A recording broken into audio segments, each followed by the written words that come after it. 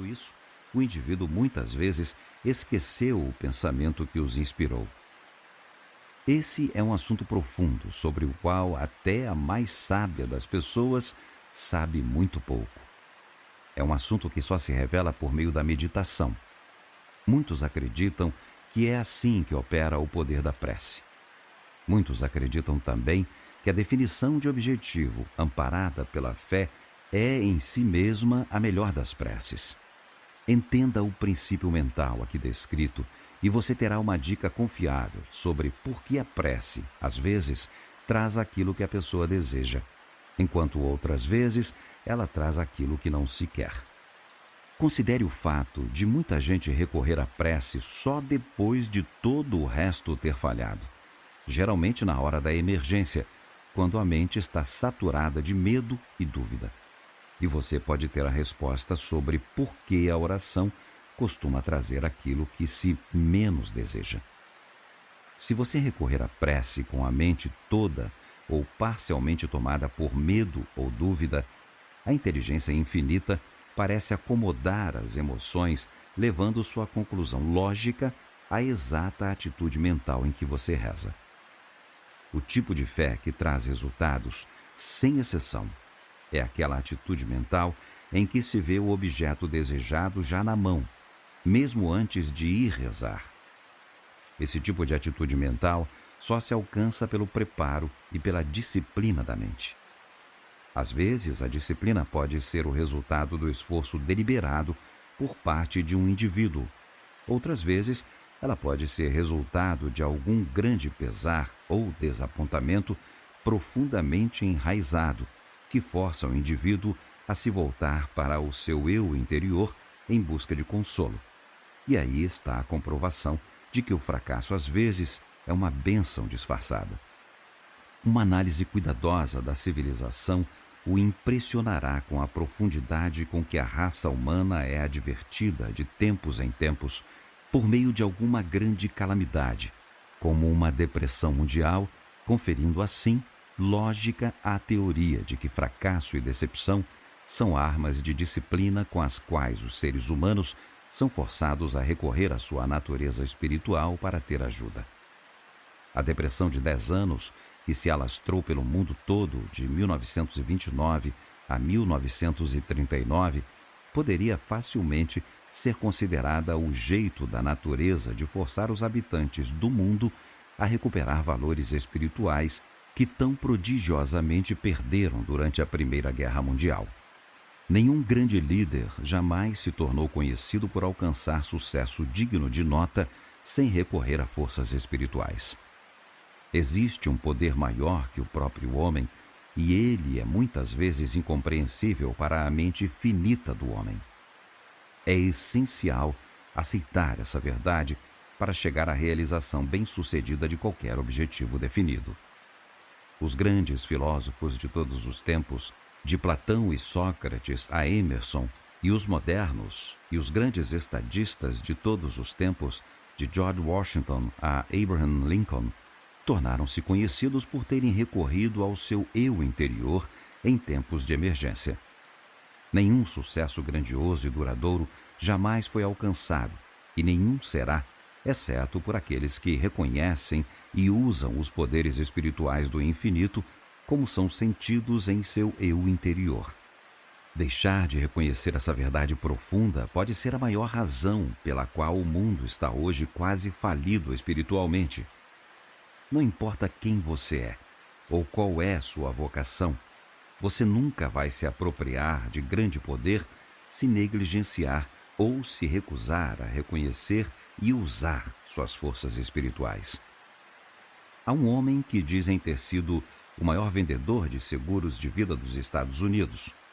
Por 15 anos seguidos, ele foi membro do $1 Million a Year Club, clube do $1 milhão por ano, uma organização de vendedores de seguro de vida que vendem o mínimo de $1 milhão em seguros anualmente. Por mais frio e calculista que ele seja em relação aos seus assuntos profissionais, como contam, ele nunca aborda um possível comprador de seguro sem preparar a mente por 1 hora, no mínimo, de comunhão introspectiva com seu eu interior, tempo durante o qual deixa de lado a frieza e a substitui pela força espiritual que é capaz de controlar. Esse é outro jeito de dizer que ele comunga com Deus em oração. Ele descobriu que a inteligência infinita atua a partir de desejo para servir seus semelhantes por meio do seguro de vida, tão depressa e definidamente quanto age sobre qualquer outro objetivo. Esse homem não faz gestos eloquentes relacionados aos seus métodos de vendas, nem exibe suas crenças religiosas. Seu método de recorrer às forças espirituais de seu ser para ter ajuda no exercício diário da profissão é algo que fica entre ele e seu Criador. Manifesta-se em um desejo sincero de servir aos semelhantes.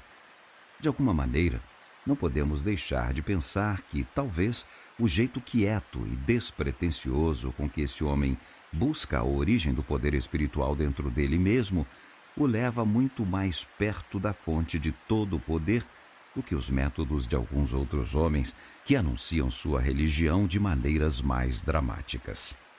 Pessoas que julgaram o finado Thomas A. Edison sem saber muita coisa, se é que sabiam algo sobre suas crenças pessoais, cometeram o engano de presumir que ele se tornou o maior inventor do mundo por causa de seu grande poder racional. A verdade é justamente o contrário dessa crença. O autor foi muito próximo de Edison por um longo período e pode dizer, portanto, que o sucesso de Edison se devia, em grande parte, ao hábito de recorrer ao homem interior para buscar a solução dos problemas mais difíceis. Edison entendia e usava em sua plenitude seu estado espiritual. Ele era muito mais profundamente espiritual em natureza do que muitas pessoas que proclamam enraizadas crenças espirituais. Para muitas pessoas, também pode ser uma grande surpresa descobrir que a estupenda sabedoria industrial e financeira de Henry Ford tem raízes no hábito de recorrer às suas forças espirituais e usá-las. Ford nunca declara ou anuncia sua crença espiritual, mas declarou saber que deve suas riquezas e grandes realizações a seu conhecimento e uso do espiritual. Diferentemente dos ditadores da Europa, que gritavam a plenos pulmões dos telhados das casas que estavam destinados à vitória porque Deus estava do lado deles na batalha, Ford é discreto sobre seus negócios e submete silenciosamente cada meta e objetivo aos reservatórios espirituais de sua alma. Se é possível julgá-lo por suas realizações, seu sistema tem a vantagem de levá-lo sempre em frente, apesar da oposição de grupos poderosos de homens que inúmeras vezes tentaram derrotá-lo. Andrew Carnegie disse uma vez: identifique o semelhante que fortalece suas metas e seus objetivos com forças espirituais, porque ele está apto a desafiá-lo em sua posição e passar na sua frente rumo ao pódio. Quando Carnegie olhou para o futuro, mais de 30 anos atrás, e profetizou que Henry Ford se tornaria o fator dominante na indústria automobilística, baseou sua profecia no conhecimento de que Ford admitia e usava seu estado espiritual.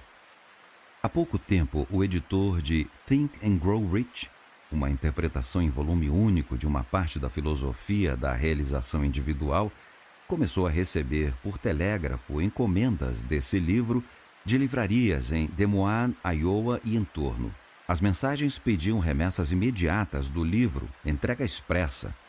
Nem o autor, nem o editor da publicação sabiam o que causava a repentina elevação nas vendas do livro na região de Des Moines, até várias semanas depois, quando o autor recebeu uma carta de Edward P. Chase, de Des Moines, um vendedor de seguro de vida que representava a Sun Life Assurance Company. Ele dizia na carta: escrevo para expressar minha profunda gratidão por seu livro, pense e enriqueça. Segui seus conselhos ao pé da letra. O resultado foi que tive uma ideia que resultou na venda de uma pólice de $2 milhões. Essa é a maior venda desse tipo jamais feita em Des Moines. A frase-chave na carta de Chase é a segunda: segui seus conselhos ao pé da letra. Gostaria de contar rapidamente como Chase converteu com facilidade o conteúdo do livro em uma venda de seguro de vida maior em valor do que um corretor médio vende em 4 anos de muito esforço. Em primeiro lugar, o livro que inspirou essa grande transação literalmente abunda em estímulos espirituais, fato que muitos de seu 250 mil de leitores pode atestar. Em uma frase, Chase conta que leu o livro com a mente aberta e seguiu seus conselhos ao pé da letra. Quando foi vender uma apólice de seguro de $2 milhões, levou com ele uma definição de objetivo, que era amparada pelo irresistível poder da fé. Não só ele leu o livro, outros também talvez o fizeram. Não o deixou de lado com ceticismo, pensando que os princípios nele descritos poderiam funcionar ou não. Ele o leu com a mente aberta, reconheceu as estimulantes forças espirituais que descrevia, apropriou-se dessas forças e imediatamente as colocou em ação em seu trabalho de vendedor de seguro de vida. Em algum lugar na leitura do livro, a mente de Chase fez contato com a mente do autor, e esse contato acelerou sua mente de um jeito tão definido e intenso que uma ideia nasceu. A ideia era vender uma grande apólice de seguro, talvez a maior já vendida. A venda dessa apólice tornou-se seu objetivo principal definido imediato. Ele pôs esse objetivo em prática, sem demora. E atenção, o objetivo foi alcançado. Não foi necessário mais tempo ou esforço para vender a apólice de $2 milhões do que poderia ter sido para vender outra de $1.000. Como o Carnegie tão bem colocou, o homem que é motivado pelo espiritual está apto a desafiá-lo em sua posição e passar na sua frente rumo ao pódio. Esteja ele vendendo apólices de seguro de vida ou cavando valas. Não existe fracasso para o homem que passa a conhecer o poder espiritual e tem fé nesse poder para usá-lo como meio de resolver seus problemas. Como disse uma vez Andrew Carnegie, um grande ponto fraco em alguns homens é que sabem demais. Sabem muitas coisas que não vão funcionar. O que ele quis dizer com isso foi: algumas pessoas são tão pouco familiarizadas com a força do poder espiritual que deixam de usar esse poder contando com o que acreditam ser sua própria sabedoria racional para cuidar da vida. Os homens verdadeiramente grandes são sempre humildes e mantêm a mente aberta. O egocêntrico arrogante nunca se aproxima da inteligência infinita, e sem essa ajuda, as realizações do homem são pequenas. A simples leitura casual deste livro não dará a seus estudiosos todos os benefícios do conhecimento que ele transmite. O livro tem mais do que aquilo que se vê nas páginas impressas.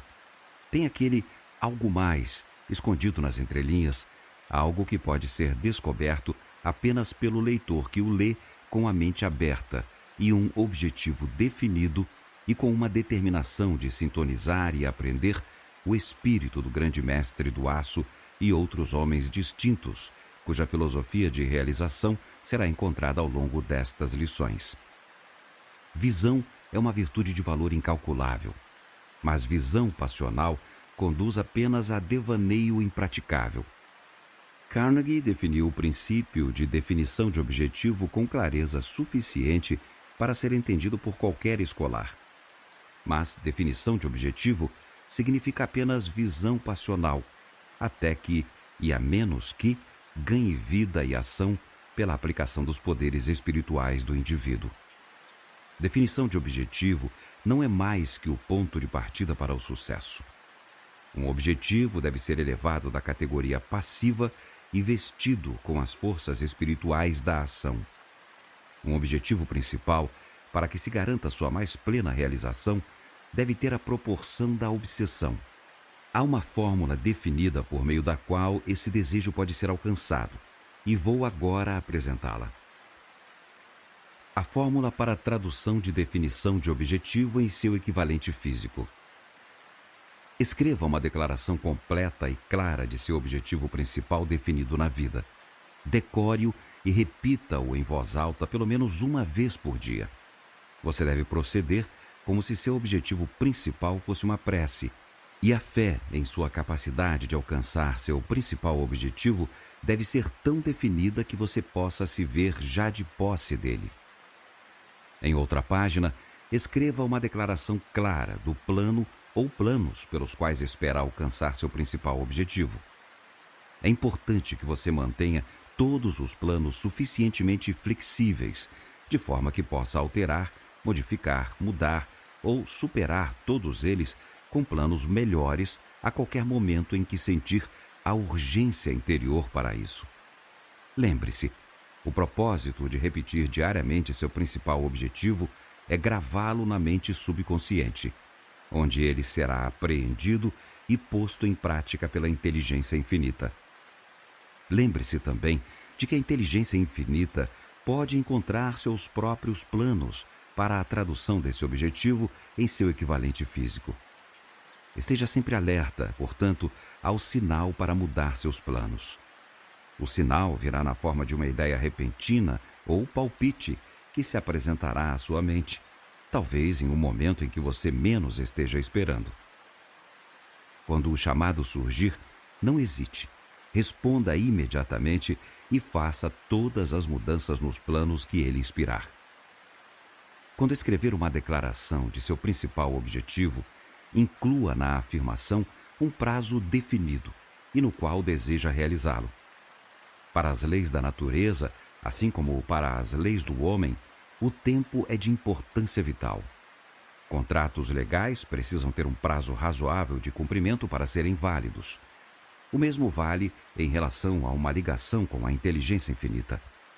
Se não for mencionado um limite de tempo para a aquisição do principal objetivo do indivíduo, a inteligência infinita pode estabelecer o próprio tempo.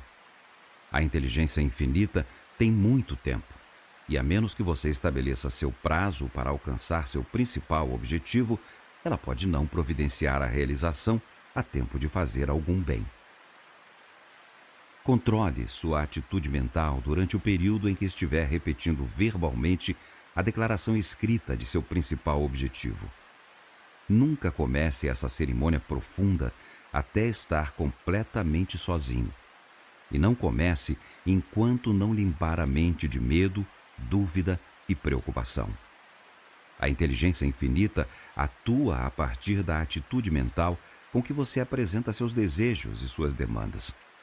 Se você entender o total significado dessa instrução e desenvolver o hábito de colocá-la em prática com fidelidade, logo vai se descobrir de posse da chave que vai abrir a porta do reservatório de seu estado espiritual quando quiser.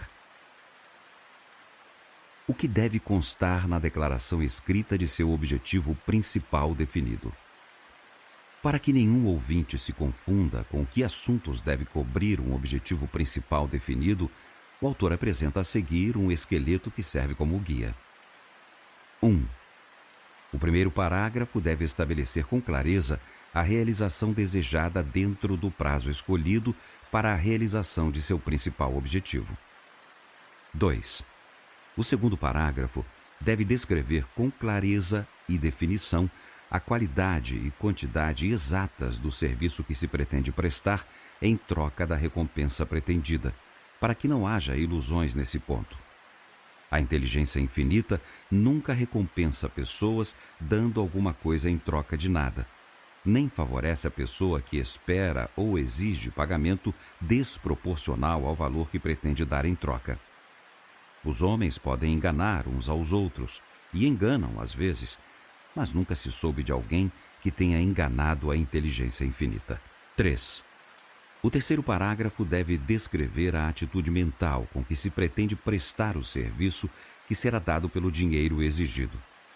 A descrição deve estabelecer com clareza que você se relaciona em espírito de harmonia com todas as pessoas que de alguma forma forem afetadas pelo serviço que presta.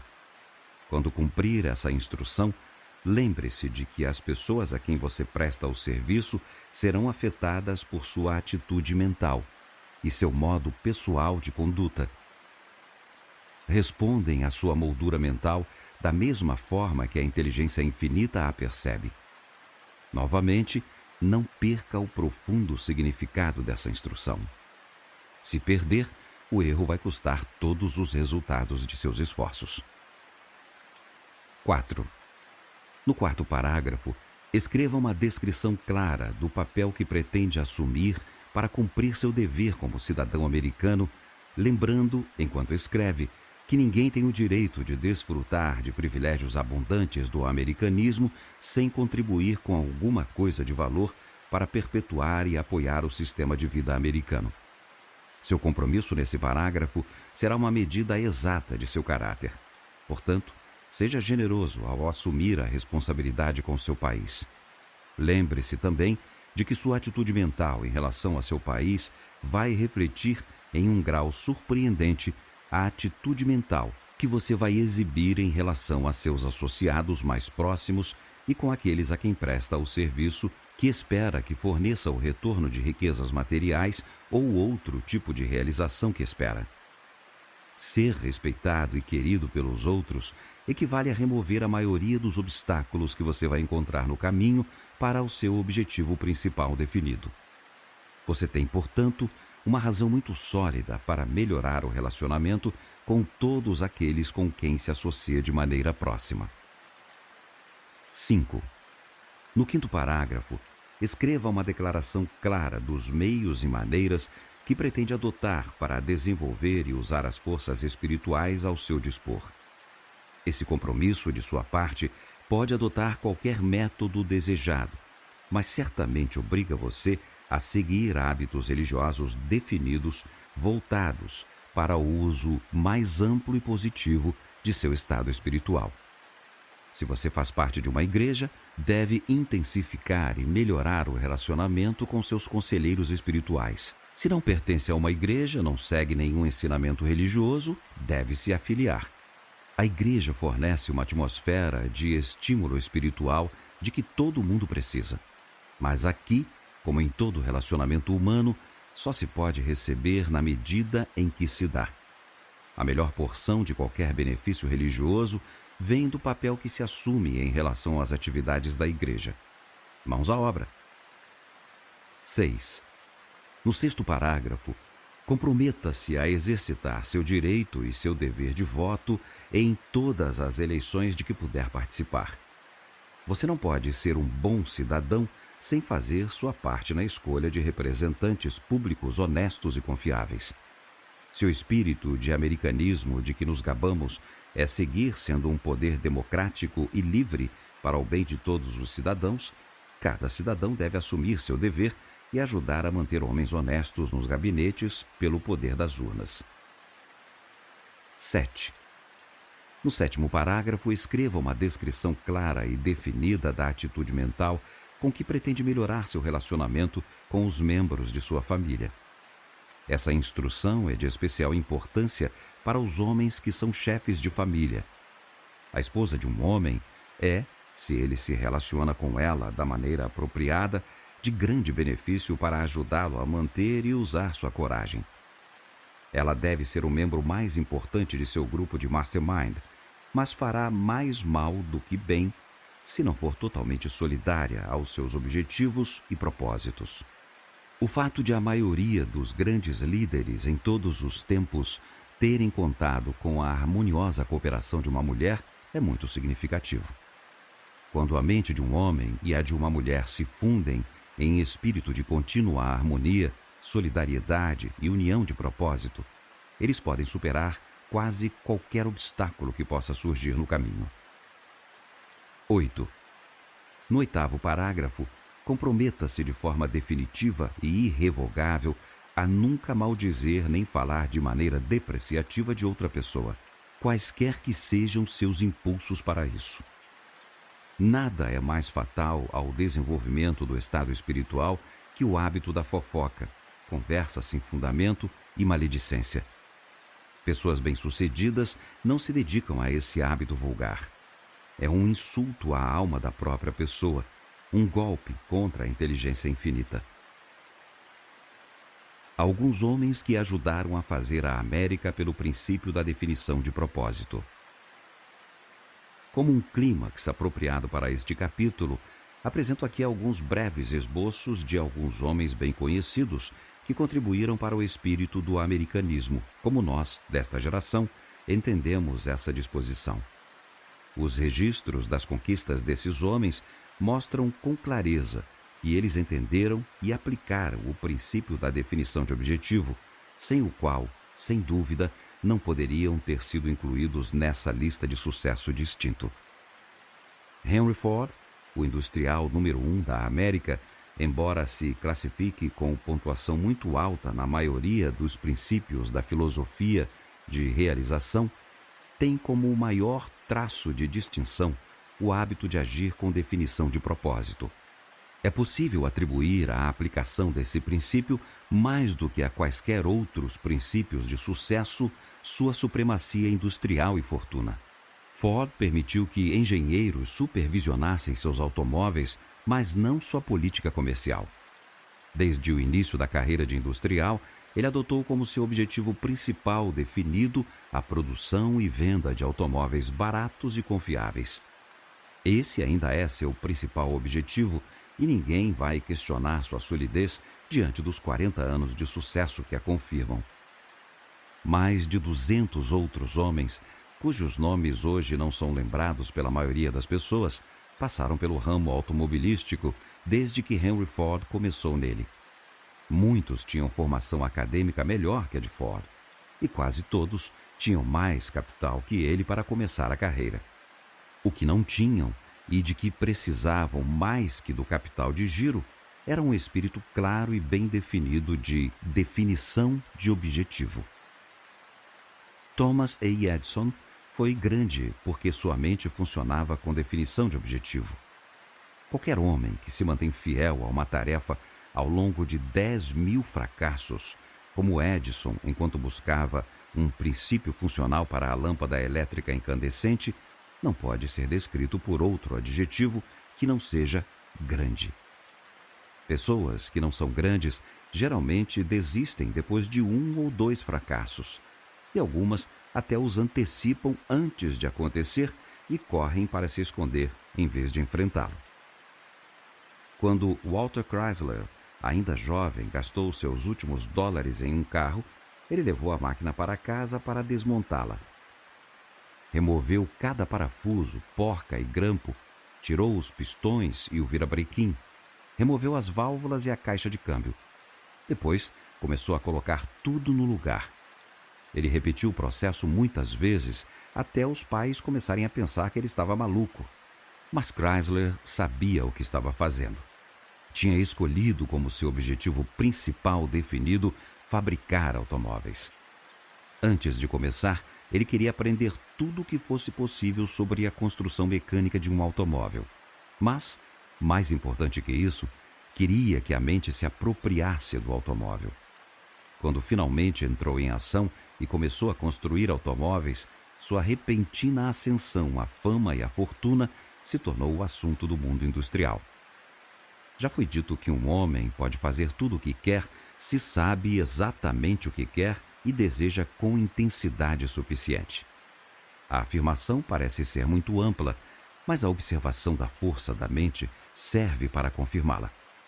Muitos anos atrás, Russell Conwell queria uma grande quantia em dinheiro para fundar uma faculdade na Filadélfia. Sem dinheiro e sem saber como levantar a quantia pelos canais comerciais ortodoxos, ele foi finalmente forçado a se voltar para seu eu interior, influenciando a mente a produzir uma ideia que trocou pelo dinheiro de que precisava. A ideia foi dada a ele por meio de um palpite que invadiu seu cérebro com tanta intensidade que o acordou. A ideia era simples. Consistia em uma palestra que ele se sentiu inspirado a escrever e que ele ofereceu com o título de Acres de Diamantes. A palestra foi proferida pelo Dr. Conwell muitas milhares de vezes e rendeu, ao longo de sua vida, mais de 4 milhões de dólares. Mais tarde, foi publicada em forma de livro e se tornou um best-seller por muitos anos. Ele ainda é publicado. A palestra parece elementar e simples quando lida nas páginas de um livro, mas contém toda a força espiritual do grande entusiasta que a escreveu, e foi esse elemento espiritual que a fez penetrar no coração de todos que a ouviram. Se um homem escreve um livro, faz um sermão ou constrói um carro, se recorre com liberdade às forças de seu estado espiritual enquanto está trabalhando e sabe com precisão o que quer conquistar com seu trabalho, estará mais do que apto a criar uma obra-prima. Esforços mornos produzem apenas produtos mal acabados. A atitude mental com que um homem faz seu trabalho é o fator determinante quanto à sua qualidade. Por isso, um homem faz melhor aquilo que mais gosta de fazer. Frank Gunsaulus, um jovem pregador, queria muito fundar uma faculdade em Chicago. Sem recursos e sem amigos influentes que pudessem ajudá-lo a levantar o dinheiro, ele se voltou, como o Dr. Russell Conwell, para seu eu interior, a fim de suprir suas necessidades. A quantia que ele pretendia era a enorme soma de $1 milhão, um valor bem alto para um jovem clérigo desconhecido angariar sozinho. Mas Deus age de um jeito misterioso para realizar suas maravilhas. O reverendo Gunsaulus queria $1 milhão com um fervor suficiente para se tornar determinado e conseguir o dinheiro. Partindo de uma ideia baseada em um objetivo principal definido, ele se sentou em seu escritório e concentrou os pensamentos em meios e maneiras de adquirir a fortuna de que precisava. Por mais de 3 horas, não desviou a mente desse assunto.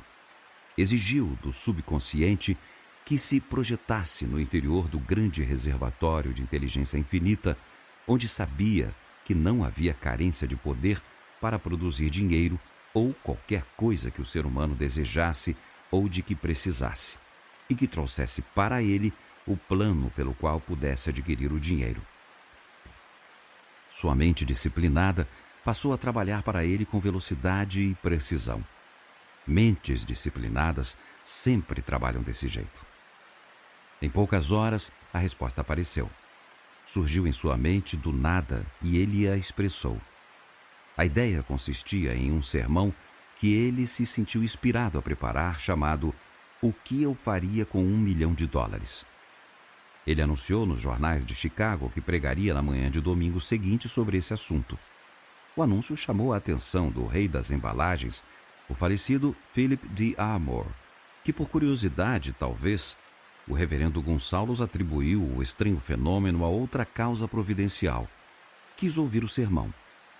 Depois que o reverendo Gunsaulus terminou de falar, Armour se levantou de seu lugar, percorreu lentamente o corredor até ao púlpito e, para grande surpresa da congregação, apertou a mão do jovem pregador e disse: Fiquei muito impressionado com seu sermão. Se quiser ir ao meu escritório amanhã de manhã, vou lhe dar o cheque de $1 milhão.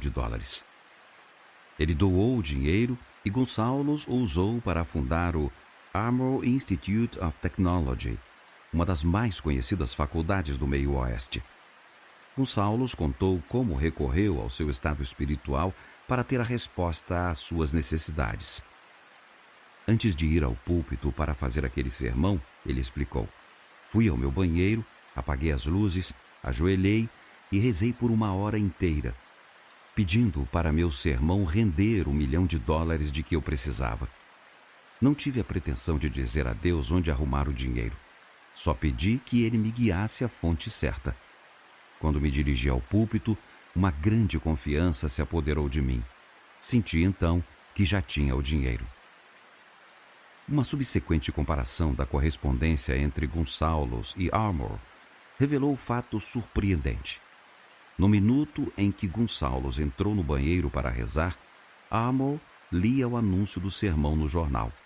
E enquanto ele orava, Armour decidiu ir ouvir suas palavras. Tive uma sensação estranha, ele contou, que me impeliu a sair e ir ouvir o sermão.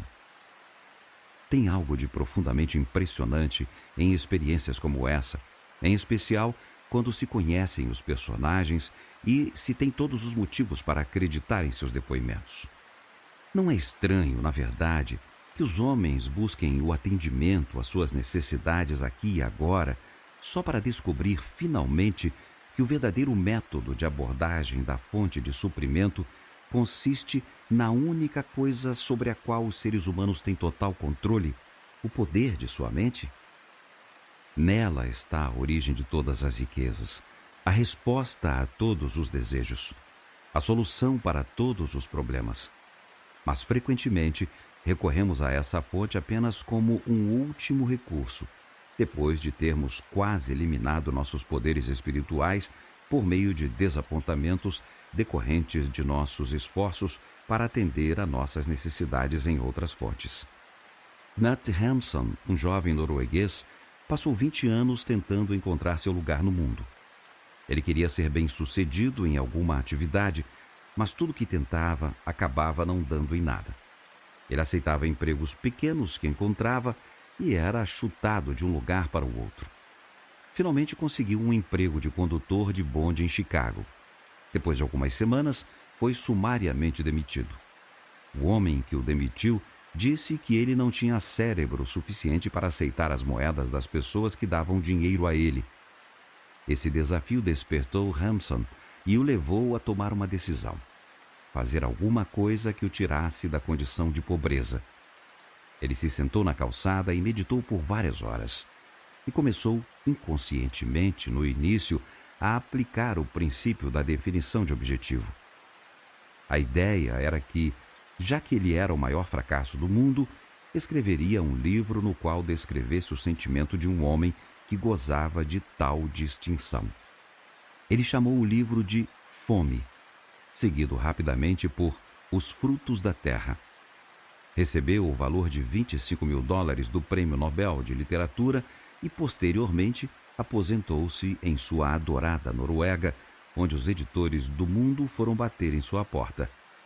Ele também se voltou para seu eu interior depois de todas as outras fontes terem falhado. E lá encontrou uma mina de ouro que não sabia possuir. Milo C. Jones, de Wisconsin, sofria de paralisia dupla e não conseguia mover nenhum músculo do corpo. Antes de ser acometido pela doença, ele era um fazendeiro que mal conseguia sobreviver. Quando o infortúnio o encontrou, ele não pôde mais trabalhar em sua fazenda. Então, por pura necessidade, voltou-se para seu eu interior, descobriu-a própria mente e começou a usá-la. Deitado de costas na cama, ele orientou a família para a implementação de uma ideia que teve na forma de palpite depois que ficou paralisado. A ideia era bem simples. Consistia em plantar milho e criar porcos e transformá-los em linguiça. Ele chamou o seu produto de Little Pig Sausage, linguiça de porquinho. Antes de morrer, vários anos mais tarde, ele havia juntado uma fortuna de mais de $1 milhão e estabelecido um negócio que atendia a pessoas de todos os Estados Unidos. Como é estranho que os homens não descubram o poder de sua mente antes de serem forçados a isso por aflição ou fracasso. Em sua hora de maior desespero, Milo C. Jones descobriu seu estado espiritual. Recorreu a ele porque não tinha mais nada a que recorrer. Ele contou ao autor que nunca tinha pensado nisso antes da doença, em depender da própria mente para suprir suas necessidades. Dependia das mãos e pernas, uma fonte de rendimento que valia alguns dólares por dia no máximo, ignorando completamente as riquezas de seu estado espiritual.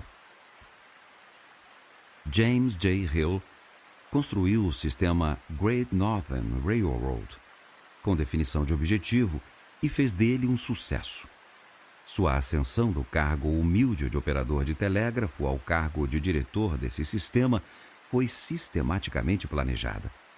Em nenhum momento ele contou com a sorte para a obtenção de poder pessoal. Quanto tempo vai demorar até aprendermos que as pessoas se movem para o lado e dão passagem para o homem que sabe exatamente aonde vai e demonstra com seus atos que está decidido a chegar lá? Mas isso é verdade. Comprove por si mesmo e se convença. Comece a andar na rua no meio das pessoas. Ande devagar, como se não soubesse para onde está indo. com a indecisão estampada no rosto, e observe como as pessoas o empurrarão para o lado de um jeito rude. Reverta a tática. Acelere o passo. Olhe para a frente com firmeza e faça cara de determinação. Observe como as pessoas saem do seu caminho depressa para deixar você passar. Qualquer multidão abre espaço para o homem que vai a algum lugar e cujas atitudes indicam, definitivamente, que ele espera que as pessoas saiam de seu caminho. A rua cheia não é o único lugar onde as pessoas vão abrir caminho quando um homem passar com definição de objetivo estampada no rosto e nas atitudes. Qualquer pessoa envolvida com o trabalho de vendas sabe que a própria atitude mental é um forte fator decisivo no fechamento de vendas. O vendedor que aborda seu comprador em potencial com um estado mental hesitante projeta, de algum jeito, essa disposição no comprador, que se apodera dela, age com base nela e se recusa a comprar. É fato muito conhecido que vendedores que sabem exatamente o que querem e estão determinados a conseguir tiram milhões de dólares anualmente do público em troca de pedaços de papel sem valor. É um fato igualmente conhecido que outros vendedores, com menos determinação e menos confiança, voltam para casa de mãos vazias, embora ofereçam bens de mérito e valor inquestionáveis. Definição de objetivo é uma força irresistível, independentemente de como e com que propósito seja usada. Ao ler os trabalhos de Thomas Paine, encontrei esta afirmação significativa. A melhor parte desse conhecimento tão útil que adquiri surgiu em minha mente depois de profunda meditação e reflexão. Esse é o depoimento do homem que dizem ter sido um fator proeminente para o começo da Revolução Americana. Enquanto organizava a filosofia da realização individual em colaboração com Andrew Carnegie, o autor teve a boa sorte e o privilégio de estar durante 3 anos e meio sob orientação do distinto cientista Dr. Elmer R. Gates, de Chevy Chase, Maryland. Por meio dessa associação próxima com o Dr. Gates, aprendi que a maioria das patentes por ele solicitadas para invenções úteis fora descoberta pelo princípio da definição de objetivo. Um método pelo qual essas descobertas, algumas delas básicas, foram feitas é o seguinte: Dr. Gates sentava-se à mesa em uma sala escura e à prova de som. Concentrava a mente em fatos conhecidos relacionados às invenções em que trabalhava, esperava até a mente começar a enviar novas informações. Então, ele acendia a luz e escrevia tudo o que surgisse em sua cabeça. Ele ganhava a vida sentando e esperando por ideias. Dessa maneira, para algumas das maiores corporações na América, que pagavam a ele um valor bem alto por hora, tendo ou não os resultados desejados. Essa é uma autêntica descrição dos métodos de um grande cientista. A base de seu procedimento era a definição de propósito por meio da concentração da mente. Como é trágico, mas verdadeiro, que muitas pessoas passam a maior parte da vida procurando alguma ideia ou plano para chegar ao sucesso, sem reconhecer que o segredo de todo sucesso está na própria mente. Para recorrer a essa fonte infinita de poder, só precisamos nos apoderar da mente e usá-la. Nós, da América, não precisamos de nada de valor material que já não tenhamos em grande abundância. Temos liberdade como não existe em nenhum outro lugar. Temos riquezas não desenvolvidas de toda a natureza concebível. Temos grandes instituições de ensino e bibliotecas onde se pode encontrar, por solicitação, todo o valioso conhecimento que a humanidade adquiriu ao longo da história da civilização. Temos o maior sistema industrial de todos os lugares. Temos o direito de usar nossa iniciativa pessoal em qualquer ocupação ou carreira que escolhermos. Temos uma formação religiosa que oferece poderes ilimitados e total liberdade de crença. Resumindo, temos tudo, exceto uma compreensão bem definida do poder de nossa mente. Isso, infelizmente, para aqueles que não têm, é aquilo de que mais precisamos, e por mais que pareça paradoxal, é o que nada custa, exceto o esforço para se apropriar dela e usá-la. A responsabilidade de beneficiar-se deste capítulo agora é sua. Seu sucesso ou fracasso em apropriar-se e beneficiar-se dos princípios descritos nesta lição estão inseparavelmente ligados a 9 palavras positivas, dinâmicas e inspiradoras. São elas: definição, decisão, determinação, persistência, coragem, esperança, fé, iniciativa e repetição. Repita as palavras com as quais estabeleceu seu principal objetivo definido muitas e muitas vezes. Faça do seu objetivo principal na vida uma obsessão.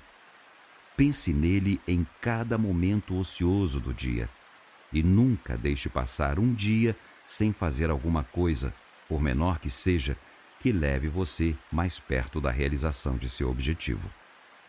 A mera repetição de seu objetivo principal definido não é suficiente. Você pode repeti-lo pelo resto da vida sem conseguir nada, a menos que respalde suas palavras com ação, ação, ação e ainda mais ação. É o fazer, não o saber, que conta na vida. Se você não tem as ferramentas adequadas, ou o capital de giro, ou os associados necessários à plena realização de seu objetivo principal, trabalhe a si mesmo, exatamente onde está, e ficará surpreso quando descobrir como, de algum jeito misterioso que pode nem entender, ferramentas melhores serão postas em suas mãos. Lembre-se, ninguém nunca está completamente pronto para fazer nada. Sempre falta alguma coisa, ou o momento parece não ser o ideal. Homens bem-sucedidos não esperam o momento ideal para começar uma tarefa. Começam onde estiverem. Fazem as curvas do caminho quando chegam nelas, sem nunca se importar com os obstáculos que podem encontrar além delas, além do que alcança a visão imediata. Aqueles que esperam todos os equipamentos necessários para começar nunca conhecem o sucesso, porque equipamento completo raramente está disponível no começo do plano de qualquer pessoa.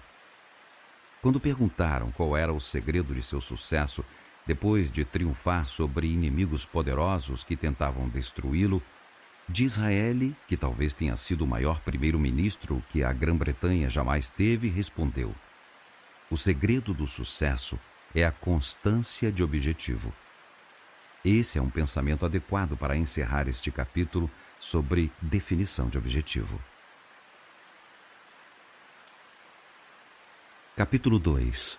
O Mastermind. Antes de ouvir este capítulo, você precisa saber que o Mastermind é a base de todo o poder pessoal que atinge proporções dignas de nota em todas as realizações.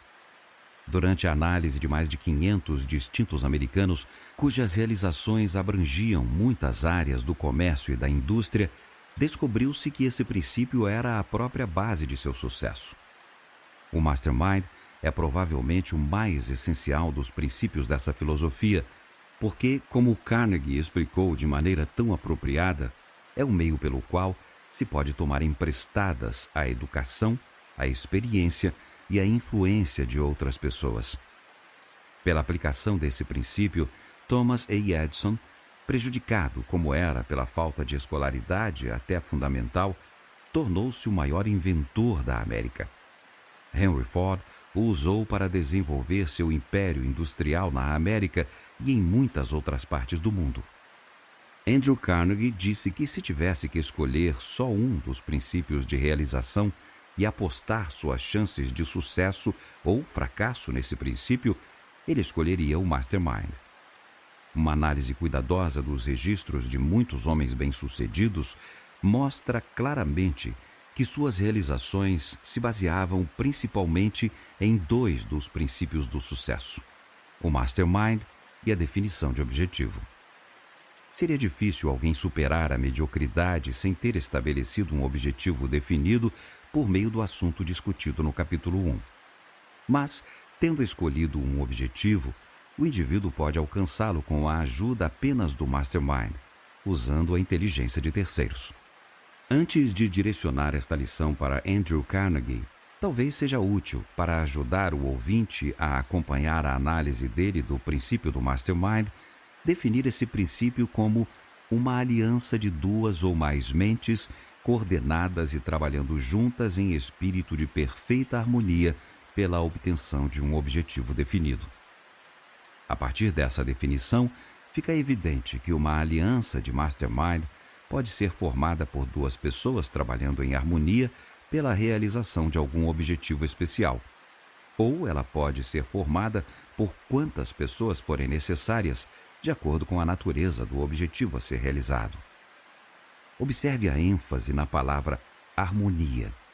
E o motivo para isso vai ficar claro à medida que você ler o que Carnegie diz sobre esse assunto. Agora eu conduzo o ouvinte ao escritório do grande mestre do aço, onde você pode sentar enquanto ele descreve o princípio ao qual acredita a maior parte de suas impressionantes realizações. Carnegie. Definição de objetivo é o primeiro dos princípios da realização. O segundo princípio é o Mastermind. Ninguém pode ter a esperança de alcançar o sucesso sem antes decidir o que quer. Mas a mera escolha de um objetivo principal na vida não é, em si mesma, suficiente para garantir sucesso. Para alcançar seu principal objetivo, se ele for de proporções superiores à mediocridade, é preciso ter a ajuda, a educação e a experiência de outras pessoas.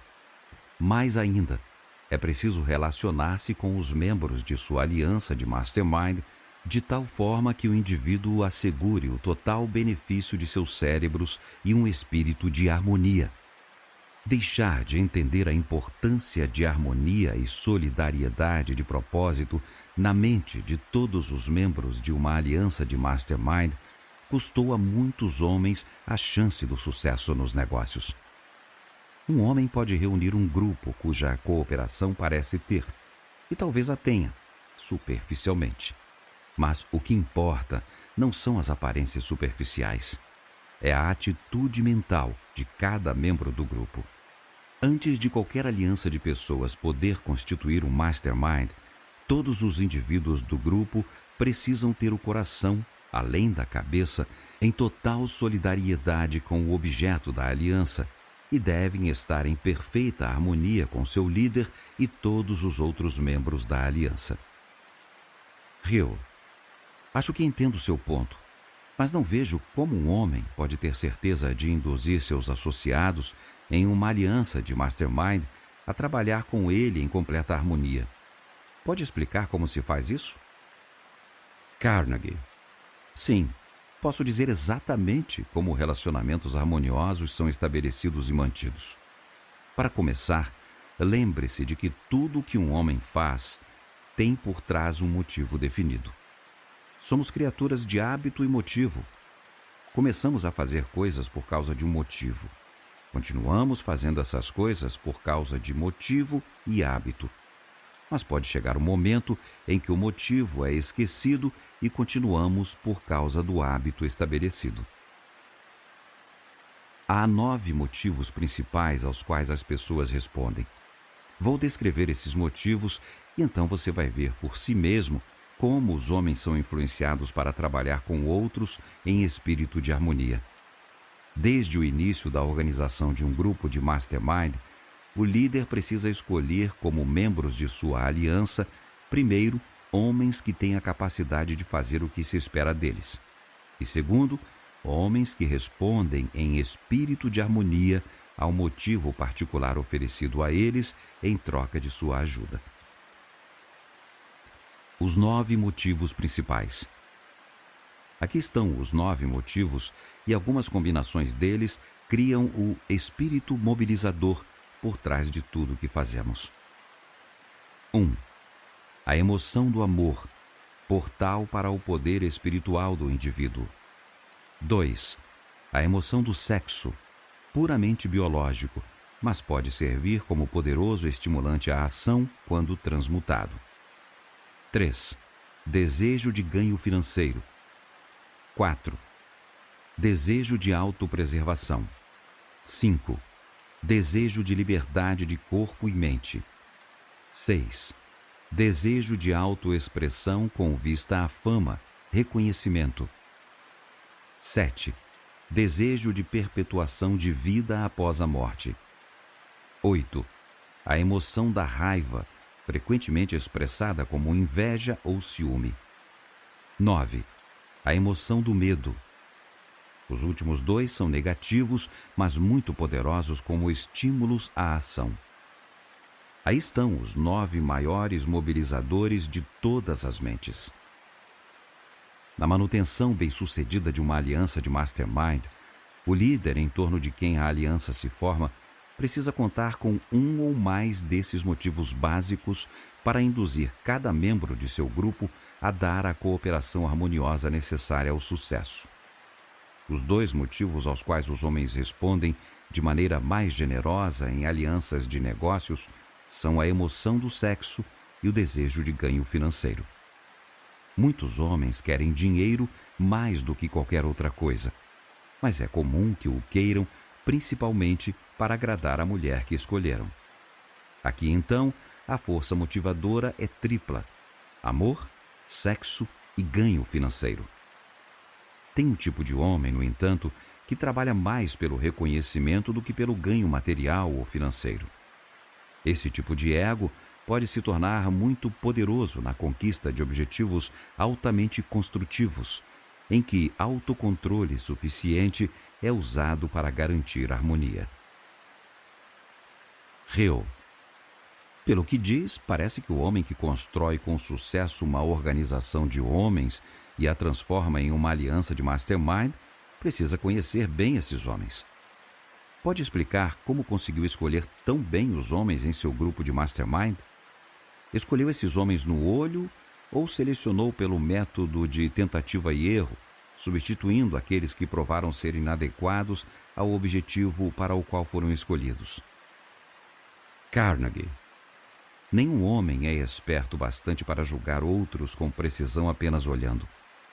Há certas indicações superficiais que podem ser sugestivas da habilidade de um homem, mas tem uma qualidade que é mais importante que todas as outras como fator decisivo do valor de um homem como membro de uma aliança de mastermind.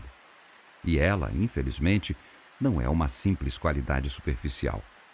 É sua atitude mental em relação a si mesmo e a seus associados.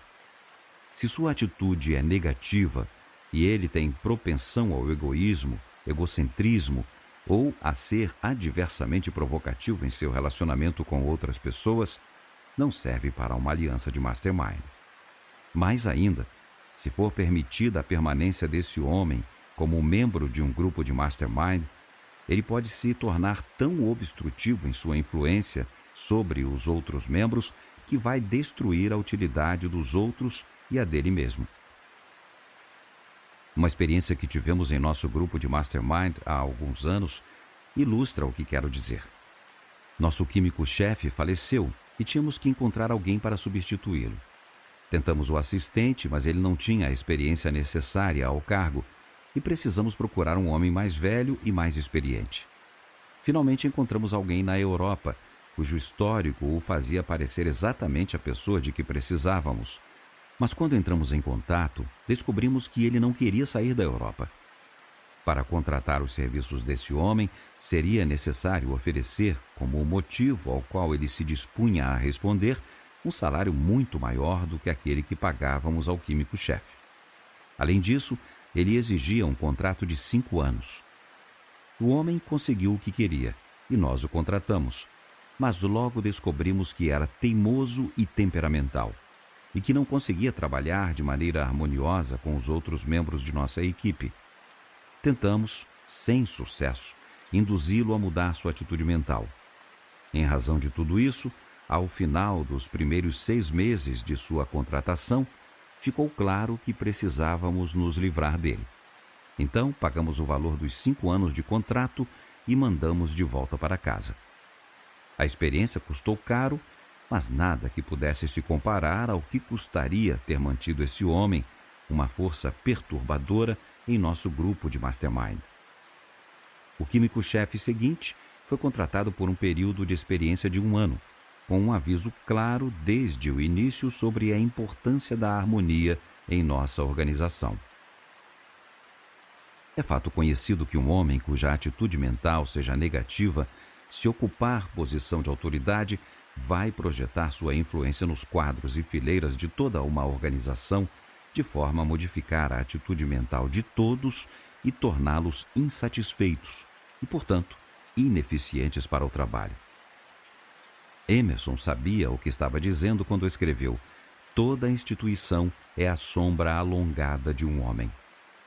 Homens bem-sucedidos tomam para si a responsabilidade de observar cuidadosamente o tipo de sombra estendida que projetam.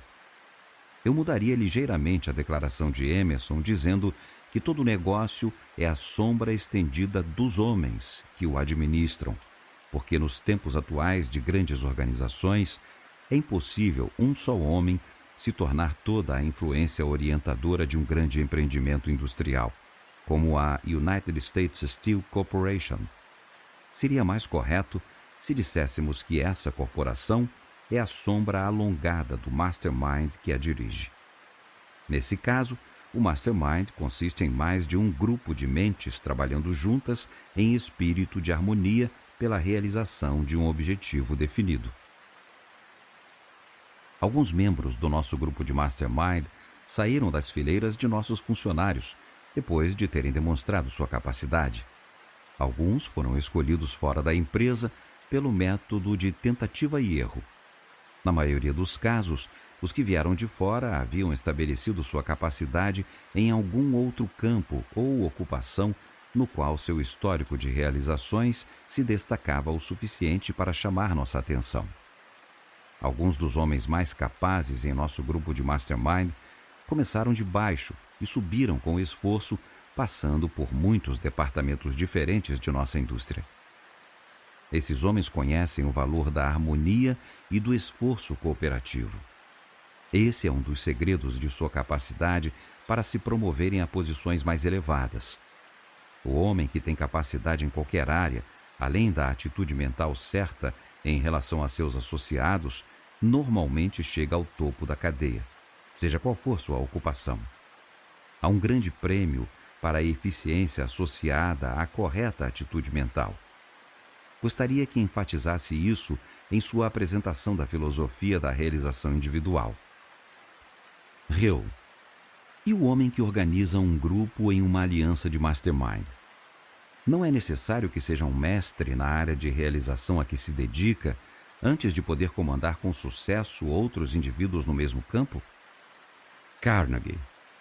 Posso responder melhor a essa pergunta dizendo que eu, pessoalmente, sei pouco dos requisitos técnicos da manufatura e comercialização do aço. Não é essencial que eu tenha esse conhecimento. É aqui que o mastermind se torna útil. Eu me cerquei de vários grupos de homens cuja educação, experiência e capacidade combinadas me dão pleno benefício de tudo o que se sabe, até o presente momento, sobre a produção e o comércio do aço. Meu trabalho é manter esses homens inspirados com o desejo de fazer o melhor trabalho possível. Meu método de inspiração pode ser facilmente associado aos 9 princípios básicos, e em especial ao motivo do desejo por ganho financeiro.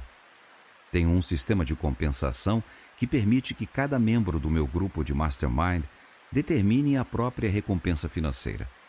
Mas o sistema é arranjado de tal forma que, além do teto salarial a que cada homem tem direito, o indivíduo precisa provar de maneira definida que fez por merecer mais do que esse valor antes de recebê-lo. Esse sistema incentiva a iniciativa pessoal, a imaginação e o entusiasmo, e leva ao contínuo desenvolvimento e crescimento pessoal. Dentro desse sistema, paguei a homens como Charles Schwab até $1 milhão por ano, muito acima do teto da escala salarial.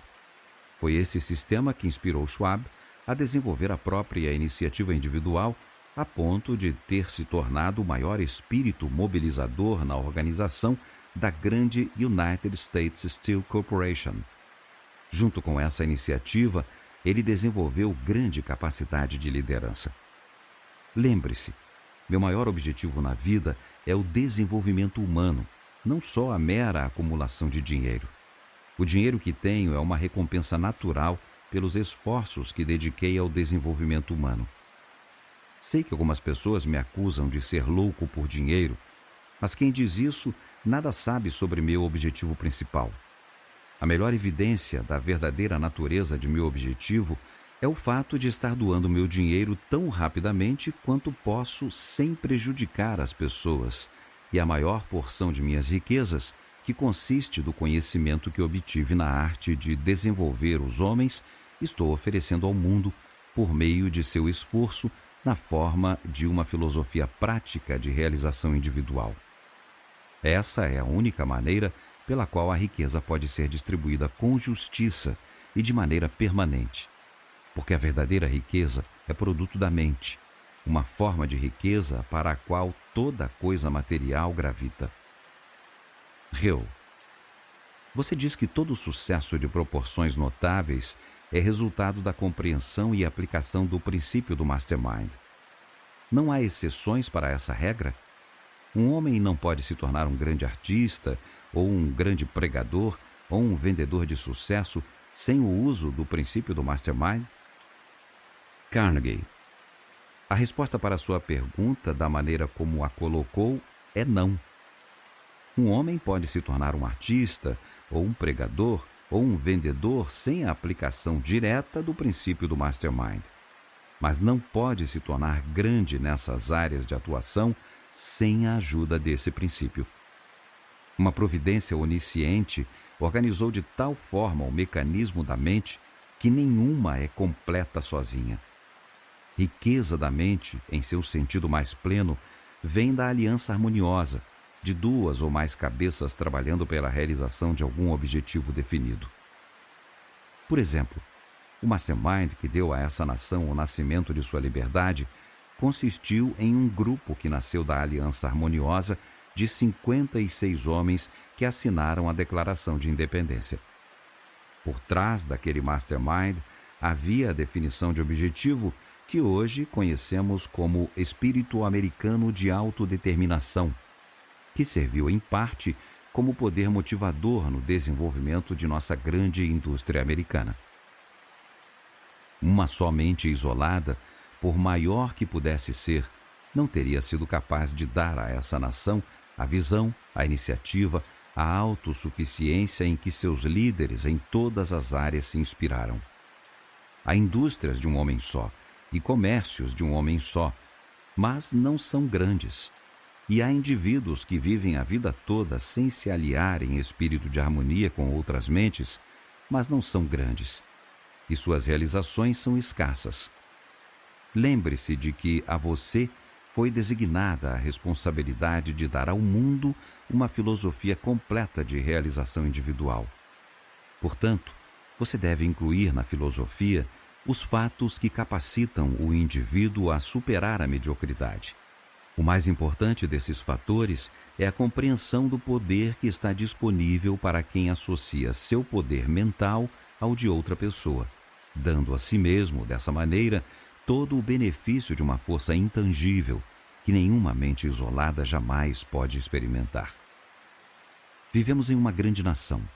É grande por causa do poder